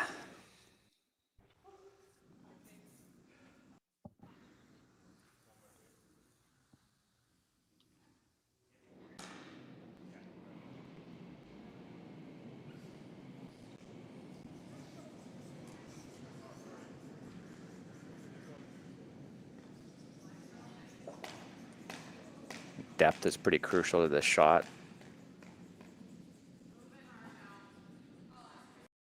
Trying to get the weight right.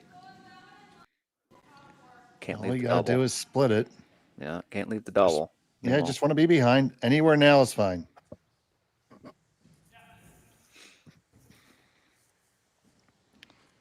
Freeze as if your life depended on it, but if not your life, the game does. Yeah, no doubt. Yeah, this is certainly going to have to be shot.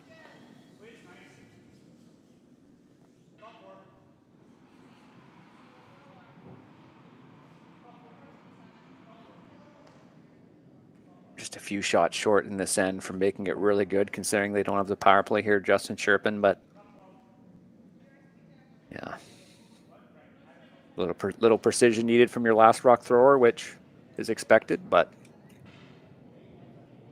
yeah, make or break shot, no doubt. So talking about the line, talking about the weight, talking about the path. All things you have to calibrate, and there's only 2 people to do it.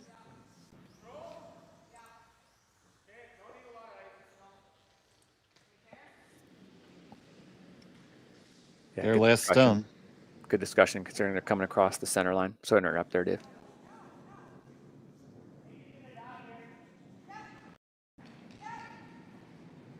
Kyle on the brush. The line is looking pretty good. It's all about the weight right now. Do they judge the weight properly? Did they judge it properly? Hang on for shot and lock on. Oh, that is picture perfect. So good. Gave Kyle everything he needed to make that shot absolutely perfect. You can see just how jammed on it is. Wow, that is not easy to remove at all. What a clutch draw, eh? Absolutely. They made that look easy peasy, lemon squeezy, and they're just going to draw for it, I think. Yeah, don't complicate it. Man, what a shot. Yeah, again, it was like one of those, I think Kyle had that mismanaged draw there from Sherry early on, but just liked it right away. You could tell he knew exactly, again, a little down weight, but again, gave it to the sweeper, right? Let him sweep it a little bit, let him put some weight on it. And also a good line call here from Kyle too, just to make sure it was dead on. He saw him looking up towards that red. That is just perfect. And we always say how tough these calls are and to make those dead freezes, and that was a good one there.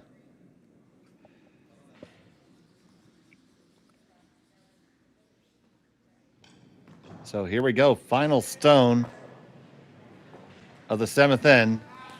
Going to try to fire it out of there is Tori Koana. Aoki flying behind it, and bang, they make it go away. That's an explosive way to get a single, but a single point it is. And they hold a 4-stone lead heading to the 8th end. We'll be back from Martensville after this. Hey, Ben, what's the Aztec Safety online e-learning website again? Yeah, that would be aztecsafety.com. Fire extinguisher and firefighting, we'll send that one to Paul. Ah, now here's a course I should probably take. Conflict resolution. Power line safety. Yeah, I thought it might help me with my line calls. Did you know this Aztec website has over 100 safety courses? Jeez. Aztec Safety online course. Ground disturbance. Could have used that a few seconds ago.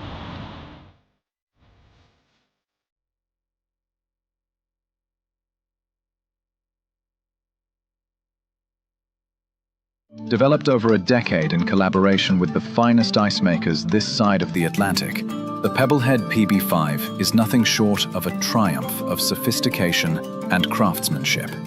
Weighing less than half its lumbering copper predecessors, yet boasting tenfold their durability, the PB5 delivers perfect, consistent ice, time after time.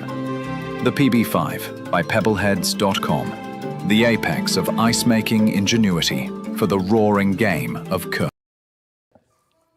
Welcome back. It's the 8th end of action here. It's a 4-stone lead for Tori Koana and Go Aoki over Sherry Just and Kyle Cherpin. Thank you so much for joining us here on Curling Stadium. My name is Dave Schmel. I'm joined by Marty Thompson. Connor Sims is in the back spinning the dials. And Sherry and Kyle need to make some magic happen here, Marty. Yeah, maybe a little discussion you want to keep playing, and it's like, yeah, I think they do, just based off of, some of their shot making. Again, their game really hasn't been that bad. They've certainly had their misses, but you know, they haven't really gotten a lot of misses from the other team, to be honest. And that last draw was just so precise. So, yeah, might as well keep playing, get something out of this ice, right? Obviously, the playoffs are the goal for them too. So, you know, get some experience against a team that's, for all intents and purposes, you know, is one of, if not the best team in the world. So, just focus on that and, yeah, focus on the draw weight and bring it into the next game. So you see that first draw from Kyle, or sorry, from Sherry wrecked there. Yeah, not ideal, but you know, maybe play with a little bit of fire. Having an extra guard here, anyways, might be worthwhile. I think, you know, the tactics board for doubles seems to kind of be thrown out the window when you need to score this many. You know, and when you don't have the hammer at the end, just, you know, because there's so many variables that need to kind of go your way, most notably misses from the other team. Well, it's right there between the sheets. It's the Churchill Brewing Company doubles board.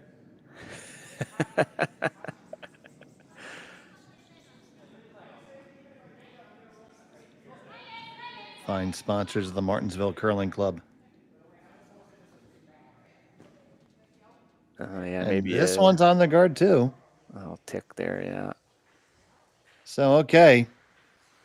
Little bit of opportunity. How do you jiggle in there?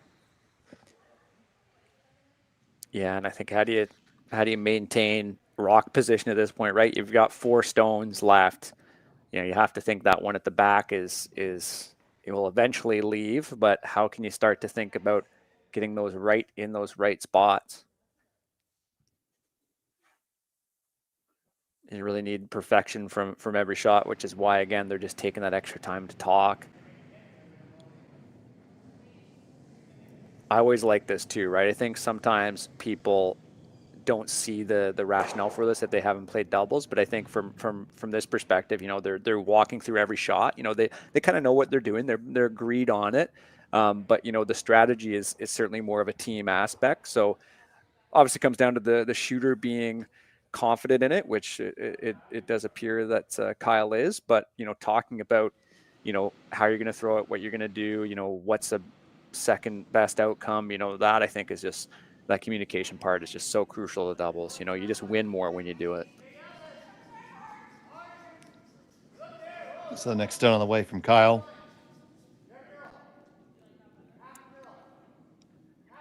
Running navigates wide, the board nicely.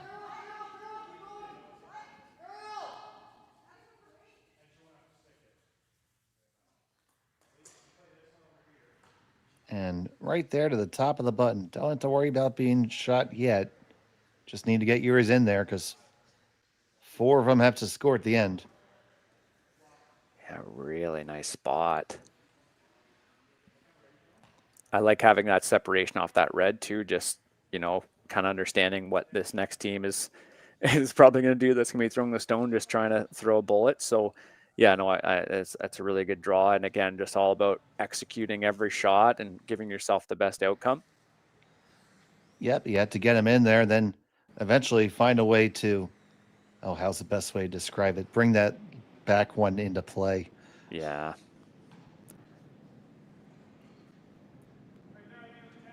This is interesting. It's running wide, and I'm assuming they're like, are they ticking that red or something, or what are they doing? I think they're just looking to draw right on top, and it was just always a little wide. Well, oh wow, it might have just kissed it there. Oof. I think it did just give it a little peck on the cheek.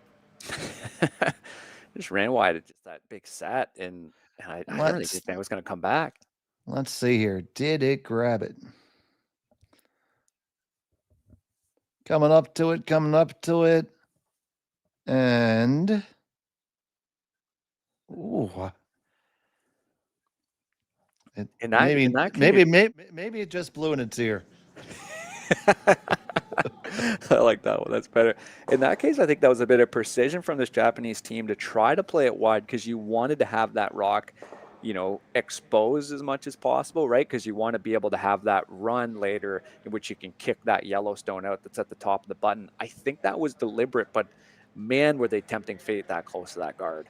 Like you can kind of see Go looking up, and then he took the broom off. That's like an awful amount of precision and real trust that it's going to come back and be perfect. Because I'd assume that was their A++ shot, was just to be right where it is there.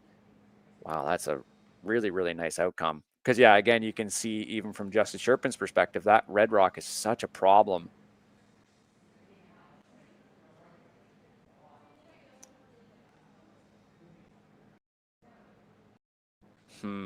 I'd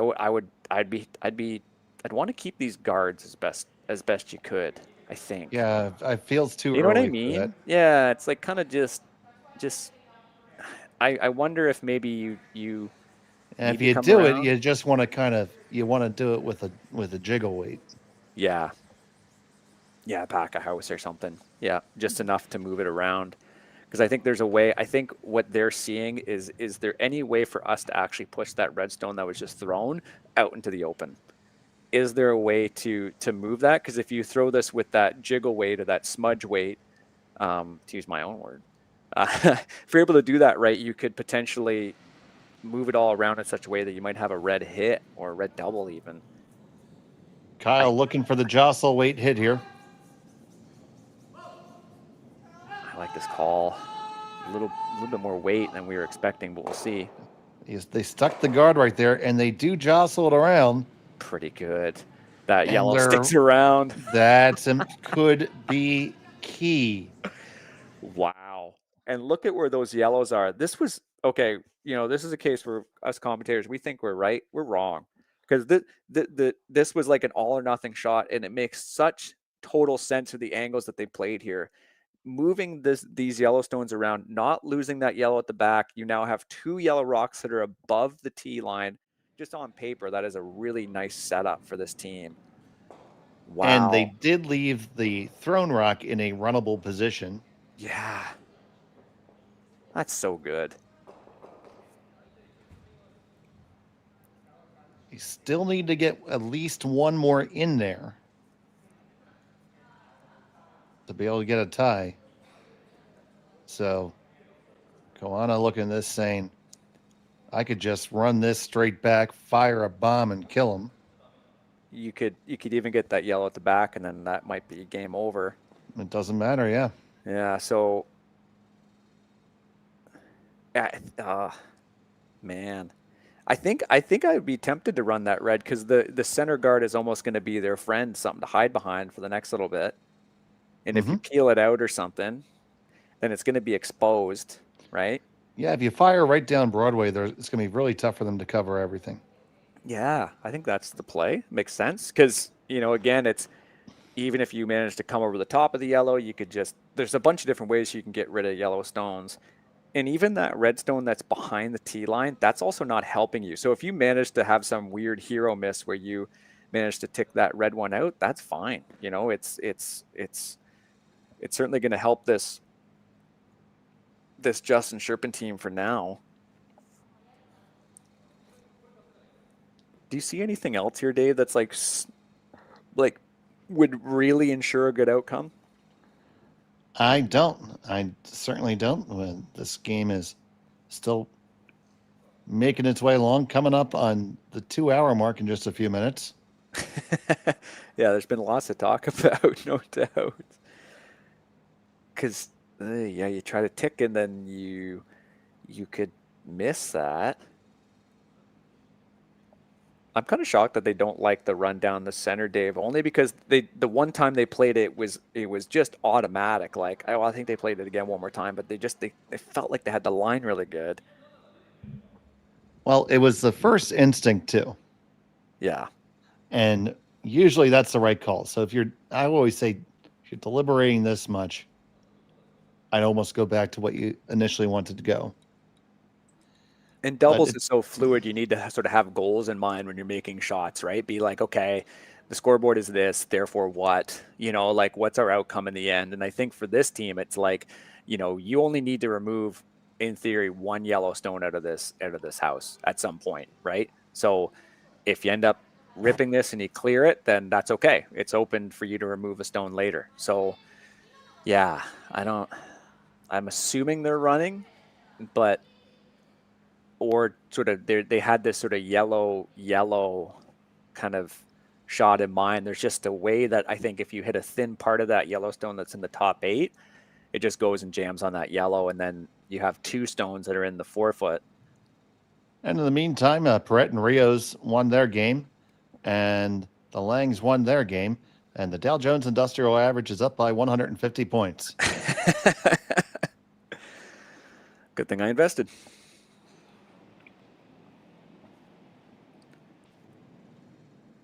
So it's the little downweight shot here. Oh man, broom over the shoulders. Not good, not good body language. That's generally not good, I'm going to say, buddy. Maybe he just had to stretch. It just didn't like, I think, what he got out of his hand. Out of her hand, rather. Well, you know, that's the called shot. They made what they called. Now, I think red is, that red there that they just tapped is still a 3rd shot.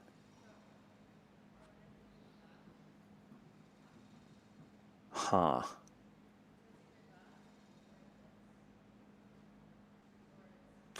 I wonder if you hit this and roll open like that, and then you force this Japanese team to try to protect against you somehow removing that redstone at the back of the button, right? Like if you make this shot, you know, you're sitting all but 1st or 2nd shot with that redstone, and then you hope that there's something for you, because you do have that yellow to run in. They'd have to maybe guard against that, right?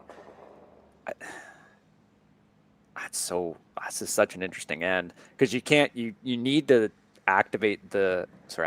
you need to use that yellow stone that you're throwing. This yellow stone needs to be a counter. So yeah, I think that's your shot. Just like a little back house weight. You know, it's going to curl a lot inside out. Make sure you tuck it behind that guard. That click was the activate ticker. Thank you so much. Yeah, because, oh man, they have an avenue here, I think, to getting 4. Well, it's possible. I'd say a street, a small path. Avenues are pretty wide. Yeah, maybe a cattle path. Yeah, but still, it's something.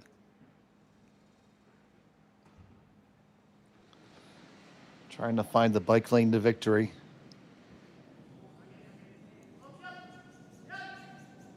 Kyle Cherpin with his last of the 8th. Working hard to hold this one. They're going to make the hit. Will it flop at all? No, it stays right there. Interesting. Well, now if you do this red, and a yellow, like this run. They sit 2nd, 3rd, and 4th right now. Or, yeah, you just try to protect against them tying the game, right? Mm-hmm. Yeah, because right now you don't even have to worry about the backstone if you run the long yellow in. Yeah, and I don't think they have anything else to score for. Like they could maybe try to hit the one that they just threw, but throw it inside out or something. But where your shooter goes is the question. I think this goes back to had he just ran that red back a couple stones ago. Oh yeah, no question. That was an uncharacteristic strategic error from this team, I would say, just because again it still is now such an issue for you. Yeah, that's what got you here. You wouldn't be here right now. Yeah, no question, no question. And they'll watch it back and they'll see that. Yeah, no doubt. It's doubles is so tough, right? You play a game and then you get off the ice and you're like, why did we do that? You know, you can see it from the best teams in the world, right? It's just, it can be so fluid. It can be so, you know, dependent on what you're feeling. And sometimes that just happens. But thankfully, there's just such good throwers. They can make up for their strategic mistakes.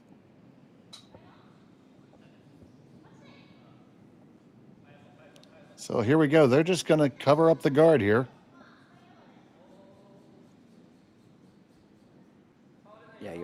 to the corner. Ooh, a bump isn't good. Bumps and stays open and accessible. Oy. Probably good enough. I think you get away with that. Yeah. That's a good shot. That's a really good shot.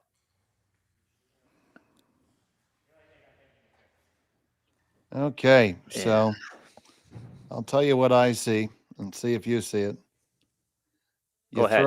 You throw the same way that you just did to get to there, even closer to the guard, and use that stone to push out the red in the bag.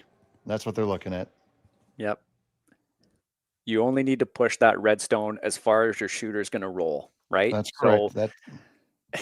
And then, you know, if you end up throwing a bit of weight, right, you really only have to contend with that red stone that's in the top, biting the top 12. Yep, that's fully all in the 8 foot. Yeah, that's all that's in the way. Wow. Yeah, this is it's makeable. Yeah, I think so. I think so. Just with knowing how much it's going to curl. Yeah, you just... Certainly not an easy shot, but it is at least a paved bike path. The bike path. Hey, as a cyclist, bike path's a dream. So sometimes it comes down to thinking that way. But yeah, this is certainly makeable. Yeah, really big shot. So to stay in the game, Sherry Just needs a miracle here. Final stone of the 8th. Going to come across the face of her own, push it onto the one in the back, and hold it all for 4. It's got to curl a little bit more, a little bit more. Oh, it does not come up enough. And it will be a win for Koana and Aoki by a final score of 6-3. Yeah, just a little up and maybe a little narrow on that one. You could see it kind of riding the center line a bit more than Kyle's.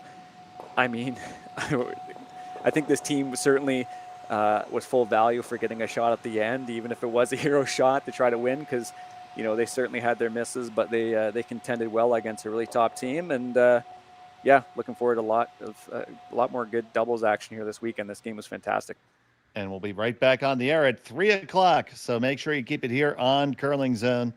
At 3 o'clock, we have Matsumura and Tanita versus Springer and Springer. I'll be joined by Gord Coppathorn at 3 o'clock Central Time. But for right now, for Marty Thompson and Connor Sims, I'm Dave Schmel. Thanks for watching Curling Stadium. Good day. Live curling rocks. And this November, the best in the world are coming to Tahoe. Get your seats now at gsoctickets.com. But hurry, early bird pricing ends soon. Hey guys, what can I get started for you today? Bananas away, regular? And I'll have the Rip Berry, but can I get vanilla oat milk? And I'll add spinach and ginger. And can I substitute the raspberries for strawberries? Also add the chia and hemp seed, and definitely have the power booster and the collagen booster. And can I get that blended twice? Wow. For Alicia, Custom Chaos? One of a kind. You're one of a kind. Booster Juice, freshly made your way.